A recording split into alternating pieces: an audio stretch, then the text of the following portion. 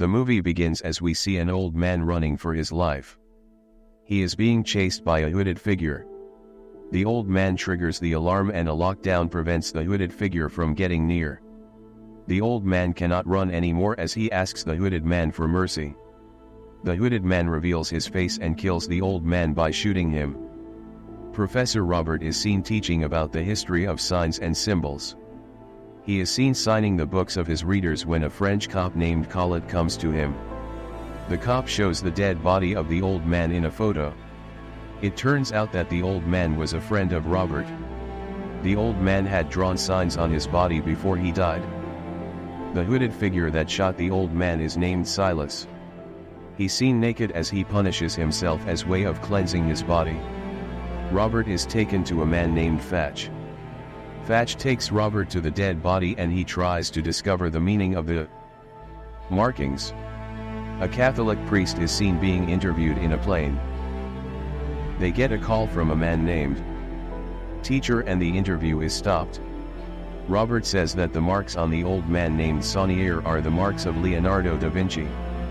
He sees a code and he recognizes it as the Fibonacci sequence.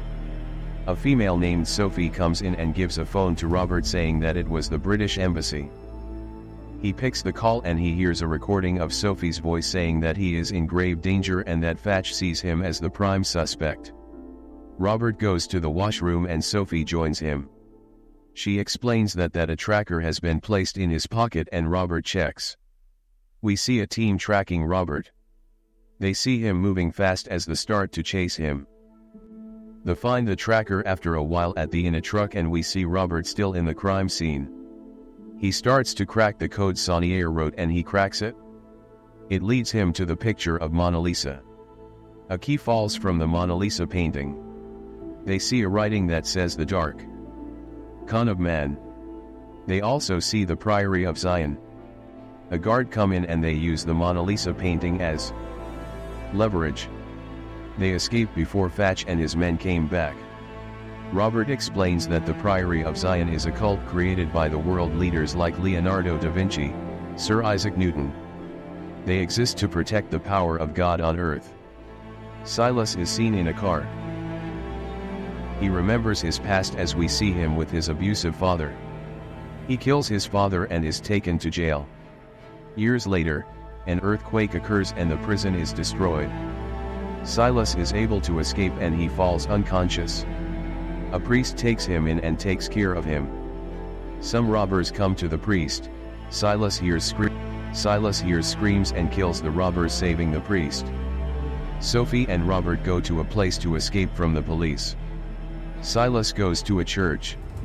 He sees a sister and she leaves. The sister sees Silas breaking the church grounds.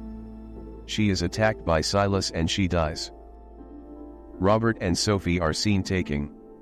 Robert tells the story about the Priory of Zion, which is also known as the Templars or the Guardians of the Holy Grail. He says that there was a war between the Templars and the Church of Jerusalem. The Templars wanted to take an item called the Holy Grail.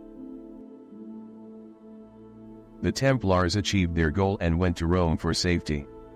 Rome agreed to it, and after several years, the new head of the Vatican sent notes for the Templars to be killed. Most of the Templars were crucified and burned alive. The other Templars escaped with their artifact. Robert and Sophie go to a bank. They open the door with the key and a receptionist directs them. A man named Andre come to them and explain things. They see the code Saunier wrote on the ground and input it. It opens a safe and a device designed by Leonardo da Vinci comes.